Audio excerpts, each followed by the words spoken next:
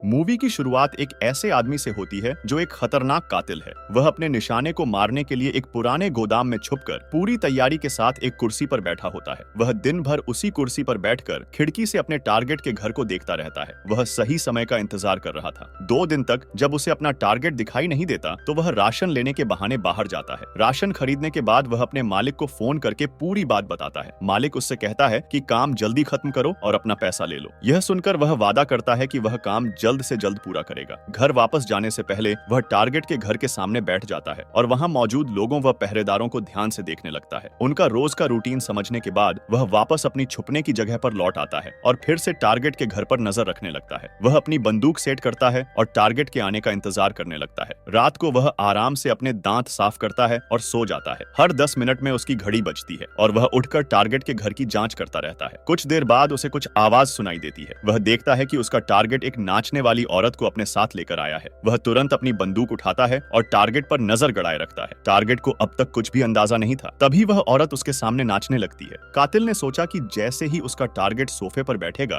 वह गोली चला देगा, लेकिन जैसे ही उसने ट्रिगर दबाया नाचने वाली औरत अचानक टारगेट के सामने आ गई और गोली उसी को लग गई। वह वहीं मौके पर मर गई। कातिल ने दोबारा गोली चलाने की कोशिश की, लेकिन तभी पहरेदारों ने खिड़की बंद कर दी और उसका निशाना चूक गया। अपना मिशन फेल होता देख उसने बिना देर किए बंदूक को बोरी में रखा। उसने पूरी जगह की साफ सफाई की ताकि कोई सबूत न बचे और वहां से भाग निकला। इसके बाद वह अपने एक इलेक्ट्रिक स्कूटर पर बैठकर वहां से निकल गया। पुलिस को गुमराह करने के लिए उसने रास्ते में कुछ सामान फेंक दिया और आगे बढ़ता चला गया। कुछ दूर जाने के बाद उसने वह इलेक्ट्रिक स्कूटर भी छोड़ दिया और पैदल चलने लगा। चलते चलते उसने अपना हेलमेट नदी में फेंक दिया और जल्दी से एक राशन की दुकान के बाथरूम में घुस गया। वहां उसने अपना चेहरा धोया, दाढ़ी काटी, कपड़े बदले और पूरे बाथरूम को भी अच्छी तरह साफ कर दिया ताकि कोई भी निशान न रह जाए। इसके बाद उसने एक गाड़ी बुलाई और सीधे एयरपोर्ट पहुंच गया। एयरपोर्ट पर पहुंचकर उसने अपनी बंदूक कचरे के डिब्बे में डाल दी और फ्लाइट की टिकट लेने के लिए लाइन में लग गया। जब वह लाइन में खड़ा था तभी उसकी नजर एक पुलिस डॉग पर पड़ी जो उसे घूर रहा था। यह देखकर वह घबरा गया और दोबारा बाथरूम में जाकर खुद को साफ किया। फिर वह वापस लाइन में आकर खड़ा हो गया और नकली पहचान फेलिक्स अंगर के नाम से वीजा ले लिया। हवाई जहाज में चढ़ते वक्त उसे अपने मालिक का फोन आया। मालिक उस पर बहुत गुस्सा था। वह चिल्लाते हुए बोला, तू सारा काम खराब करके आया है, ये सब क्या किया तूने? वह कातिल पर बुरी तरह नाराज था। कातिल ने बिना कोई जवाब दिए फोन काट दिया और अपना मोबाइल तोड़ दिया। फिर जहाज में चढ़ गया।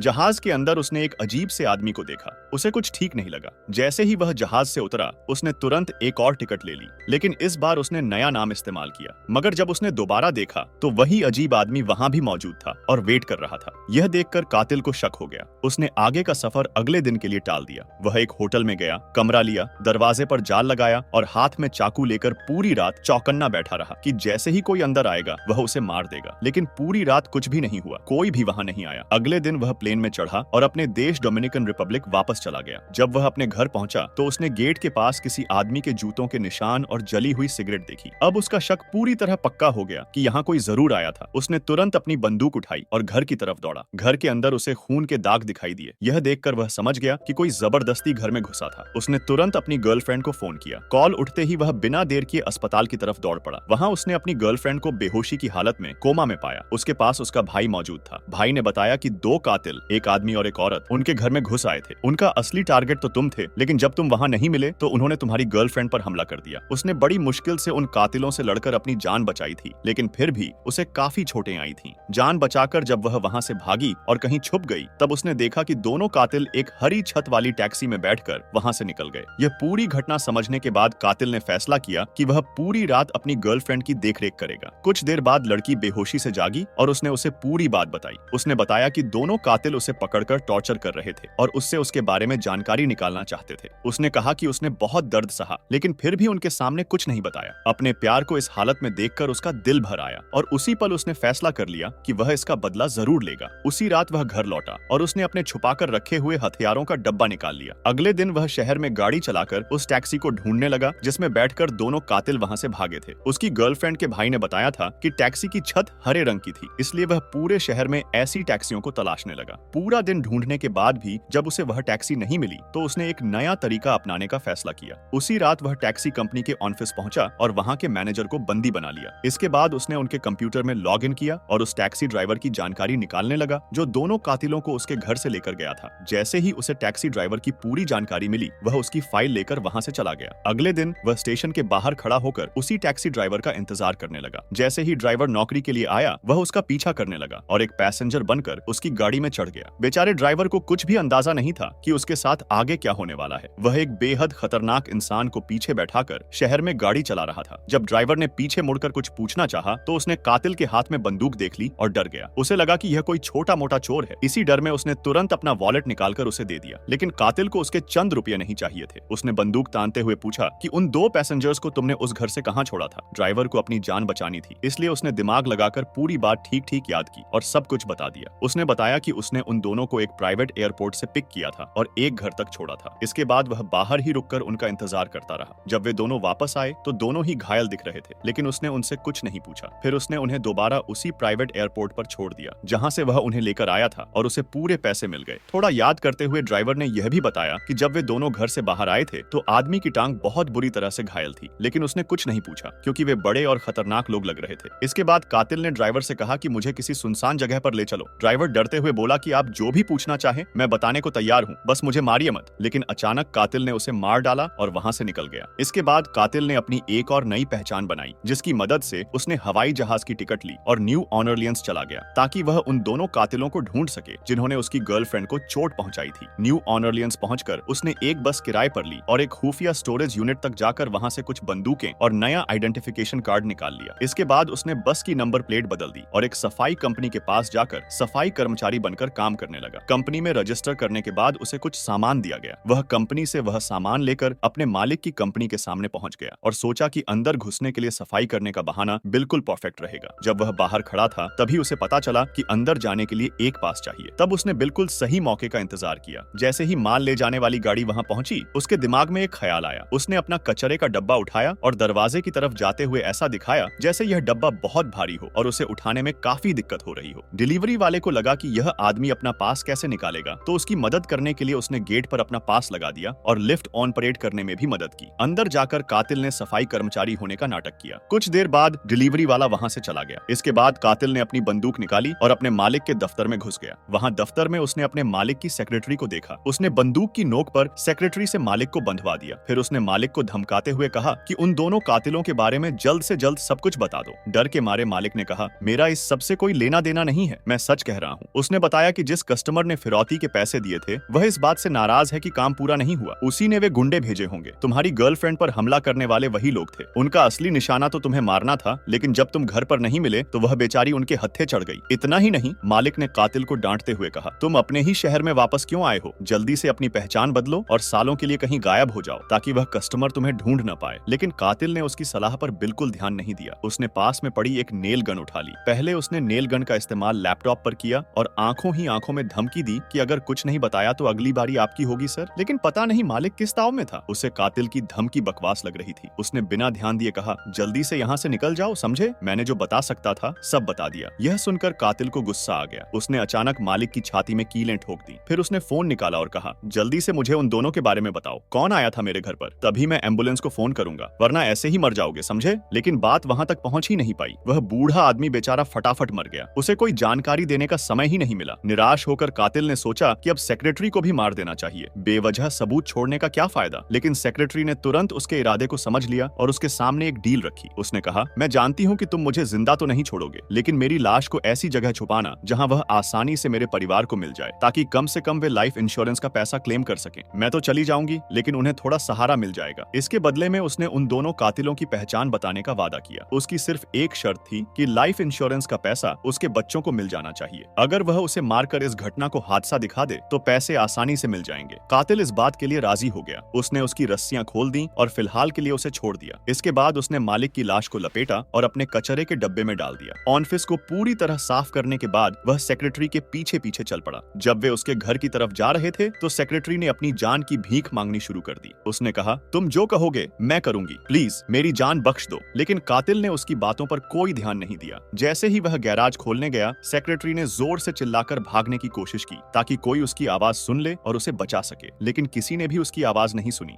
कातिल ने बड़ी आसानी से उसका गैराज खोला और गाड़ी अंदर ले गया। अंदर पहुंचते ही सेक्रेटरी ने उसे उन 2 कातिलों के बारे में बताया और एक पोस्ट कार्ड दिखाया जिसमें लिखा था कि किसने उसकी मौत का ऑन ऑर्डर दिया था। जरूरी जानकारी मिलते ही उसने औरत की गर्दन तोड़ दी और उसे सीढ़ियों से नीचे धक्का दे दिया ताकि लोगों को लगे कि उसकी मौत एक एक्सीडेंट है और उसके बच्चों को इंश्योरेंस के पैसे मिल जाएं। इसके बाद वह स्टोरेज यूनिट में गया और अपने हैंडलर की लाश जला दी। फिर एक ब्रिज पर जाकर बची खुची राख को हवा में उड़ा दिया। किसी को उस पर बिल्कुल भी शक नहीं हुआ। उस रात उसने बस को अच्छी तरह से साफ किया, नकली नंबर प्लेट फेंक दी और अगले दिन बस रेंटल कंपनी को वापस कर दी। इसके बाद वह सीधा फ्लोरिडा गया उन 2 कातिलों को ढूंढने के लिए जिन्होंने उसकी गर्लफ्रेंड को टॉर्चर किया था। वहां पहुंचकर उसने सोचा कि पहले उस आदमी कातिल को ढूंढेगा, बाद में उस औरत की बारी आएगी। उसने ध्यान से मेल किलर के घर पर नजर रखी जहां कुछ लोग एक कुत्ते के साथ खेल रहे थे। उनमें से एक आदमी को उसने पहचान लिया क्योंकि वह थोड़ा लंगड़ा कर चल रहा था। उसने पूरा दिन घर के बाहर सही वक्त का इंतजार किया। शाम को उसने देखा कि वे लोग कसीनो जा रहे हैं तो वह उनके पीछे गया और उन्हें देखता रहा। रात में वह वापस किलर के घर आया। लगभग रात 12 बजे कातिल अकेला घर लौटा। जैसे ही वह अंदर गया, बदले का प्लान शुरू हो गया, लेकिन तभी कुत्ता अचानक उसे देखकर भौंकने लगा। उसने कुत्ते को खाने के लिए कुछ दिया जिसमें नशीली दवा मिली हुई थी ताकि कुत्ता सो जाए। कुत्ते के बेहोश होते ही वह घर के अंदर घुस गया। तभी अचानक किलर ने उस पर हमला कर दिया। दरअसल किलर को पहले से अंदेशा था कि वह बदला लेने जरूर आएगा। दोनों के बीच जबरदस्त लड़ाई शुरू हो गई। एक एक करके दोनों एक दूसरे पर लगातार वार करते जा रहे थे, लेकिन आखिरकार जब हमारा कातिल उस आदमी पर भारी पड़ने लगा तो किलर ने बंदूक निकाल ली। यह देखते ही हमारा कातिल तुरंत एक कमरे में छुप गया। कमरे के अंदर से उसने चिल्लाकर कहा, जॉन, मैं तुम्हारा असली नाम जानता हूँ, आ जाओ, मार दो मुझे, सारे सबूत खत्म कर दो। जॉन ने उसका चेहरा देख लिया था, इसलिए वह कमरे की तरफ बढ़ा, लेकिन कातिल ने बड़ी चालाकी से बंदूक उठाई और दरवाजे के आर पार गोली चला दी। गोली लगते ही जॉन मारा गया। गोली की आवाज सुनकर कुत्ता जाग गया और अपने मालिक को बचाने के लिए दौड़ा, लेकिन तब तक कातिल घर से निकल चुका था। जाते जाते उसने कुत्ते को गैराज में बंद कर दिया। फिर उसने एक पेट्रोल बम जलाकर घर की तरफ फेंक दिया, जिससे पूरे घर में आग लग गई और जोरदार धमाका हुआ। इसके बाद वह टेरेसा नाम की उस औरत के पीछे निकल पड़ा जिसका उसकी गर्लफ्रेंड को टॉर्चर करने में हाथ था। जल्द ही वह एक झूठी पहचान के साथ फ्लाइट पकड़कर न्यूयॉर्क पहुंच गया। वहां पहुंचते ही उसने एक गाड़ी रेंट की और सीधे टेरेसा के घर की तरफ बढ़ गया। उसने पूरा दिन बाहर सही मौके का इंतजार किया। रात होते ही उसने देखा कि टेरेसा अपने घर से निकली और एक महंगे रेस्टोरेंट में चली गई। उसके साथ एक आदमी भी था। जैसे ही वह आदमी वहां से चला गया, कातिल रेस्टोरेंट के अंदर दाखिल हो गया। टेरेसा ने उसे देखते ही पहचान लिया और समझ गई कि वह उसे मारने आया है। उसने खुद को शांत दिखाते हुए एक बेहद महंगी ड्रिंक ऑन ऑर्डर की और उससे पूछा, क्या तुमने अपने हैंडलर को मार दिया? कातिल ने बिना कुछ बोले सिर्फ हाँ में सिर हिला दिया। टेरेसा ने ड्रिंक का घूंट लिया और बोली, मैंने जो कुछ भी किया वो सब क्लाइंट के कहने पर किया था। मेरा तुमसे या तुम्हारी गर्लफ्रेंड से कोई पर्सनल बैर नहीं था। मैं खुद टॉर्चर के खिलाफ थी। मेरा काम सिर्फ तुम्हें मारने का था। वह आगे कहती है, लेकिन जब तुम घर पर नहीं मिले तो जो मेरा साथी था उसी ने तुम्हारी गर्लफ्रेंड को टॉर्चर किया। यह सब सुनने के बाद भी कातिल ने साफ शब्दों में कहा, मैं तुम्हें छोड़ने वाला नहीं हूँ। इसके बाद टेरेसा उसके साथ एक सुनसान पार्क की तरफ चल दी ताकि वहीं यह फैसला हो सके कि उन दोनों में से कौन जिंदा रहेगा। सीढ़ियां उतरते वक्त टेरेसा अचानक फिसल गई और गिर पड़ी। उसने मदद के लिए अपना हाथ कातिल की तरफ बढ़ाया, लेकिन कातिल ने उसका हाथ नहीं पकड़ा। उसने बिना एक पल सोचे उस पर गोली चला दी। टेरेसा का शरीर सीधा सीढ़ियों से नीचे जा गिरा। असल में टेरेसा कभी भी उस पर हमला कर सकती थी क्योंकि उसने अपने हाथ में एक छुरी छुपा रखी थी। काम खत्म होते ही कातिल ने तुरंत पार्क छोड़ा और शिकागो की फ्लाइट पकड़ ली। अब उसका अगला निशाना वह क्लाइंट था जिसने यह सब करने का ऑर्डर दिया था। उस आदमी के बारे में थोड़ी रिसर्च करने पर उसे पता चला कि वह बेहद अमीर और ताकतवर इंसान है, इसीलिए उसे मारना थोड़ा मुश्किल होने वाला था। इसलिए कातिल उस आदमी के घर के बाहर ही उसका इंतजार करने लगा ताकि उसकी हर हरकत पर नजर रख सके। जब वह आदमी गैराज से अपनी गाड़ी लेकर बाहर निकल गया तो कातिल ने खुद को सड़क पर एक आम आदमी की तरह दिखाया और मौका देखकर तेजी से गैराज में घुसने की कोशिश की, लेकिन तभी उसने देखा कि घर का दरवाजा बंद है। उसने तुरंत ताले की फोटो ले ली और रिसर्च करने लगा कि इस ताले को कैसे खोला जा सकता है। इसके बाद उसने ताला खोलने के लिए एक खास तरह का क्लोनिंग डिवाइस ऑन ऑर्डर कर दिया। फिर वह बैंक गया और अपने सारे पैसे दूसरे देश के एक अकाउंट में जेफरसन नाम के आदमी को ट्रांसफर कर दिए। इसके बाद वह एक लोकल डीलर के पास गया और वहां से बंदूक खरीदी। जब उसका क्लोनिंग डिवाइस आ गया तो उसने उसी फ्लोर पर एक जिम सेशन बुक किया जहां वह क्लाइंट रहता था। वहां उसने एक सफाई कर्मचारी से वर्कर पास चुरा लिया और उसकी कॉपी बना ली। उसी दिन बाद में अपने फर्जी कार्ड की मदद से वह बिल्डिंग के अंदर घुस गया और जल्द ही क्लाइंट के कमरे तक पहुंच गया। क्लाइंट ने उसे पहचान नहीं पाया और हैरानी से बोला, तुम कौन हो? यहाँ कैसे घुस आए? कातिल को लगा कि यह आदमी सिर्फ अनजान बनने का नाटक कर रहा है, इसलिए उसने सेक्रेटरी द्वारा दिया गया वह पोस्ट कार्ड दिखा दिया जिस पर सुपारी देने वाले का नाम लिखा हुआ था। पोस्ट कार्ड देखते ही क्लाइंट को सब याद आ गया। उसे समझ आ गया कि यह वही आदमी है जो पहले टारगेट को मारने में नाकाम थाम रहा था। जैसे ही उसे सब याद आया, उसने कहा कि मेरा इस सब से कोई लेना देना नहीं है। उसने बताया कि जब तुम्हारा मिशन फेल हो गया था तब मैंने यही सोचा कि इंसान से गलती हो जाती है, लेकिन तुम्हारे हैंडलर ने मुझसे कहा नहीं सर, यह कातिल की गलती है, इसे सजा मिलनी चाहिए, यह फेल हुआ है। तुम्हारे हैंडलर ने मुझसे $1500 और मांगे ताकि तुम्हें मरवा दिया जाए और सारे सबूत मिटा दिए जाएं।